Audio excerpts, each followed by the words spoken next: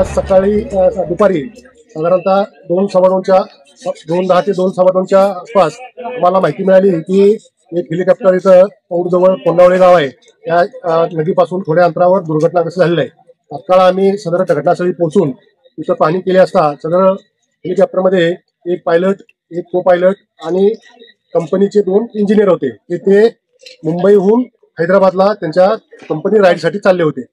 इथं मुळशी तालुक्यामध्ये आल्यानंतर आपल्याकडे कालपासून पावसाचा जोर वाढलेला आहे आणि वातावरणातील खराबीमुळे त्यांना पायलटच्या लक्षात आलं की सेफ लँडिंग करणं गरजेचं आहे। त्यामुळे त्यांनी खूप प्रयत्न केला, परंतु लँडिंग करत असताना सदरचं हेलिकॉप्टर झाडावर आदळलं आणि त्यानंतर खाली जमिनीवर कोसळून क्रॅश झालेलं आहे। यामध्ये पायलटला किरकोळ जखमा झालेल्या आहेत, बाकीचे 2 इस्मांना थोडा मार लागलेला आहे आणि एक इंजिनियर व्यवस्थित आहेत।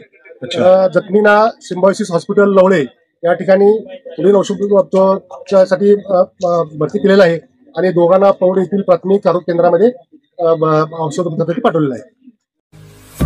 आपल्या परिसरातील महत्त्वाच्या बातम्या पाहण्यासाठी आमच्या सत्यविचार.in न्यूज चॅनलला YouTube वर सबस्क्राईब करा आणि बेल आयकॉन प्रेस करा।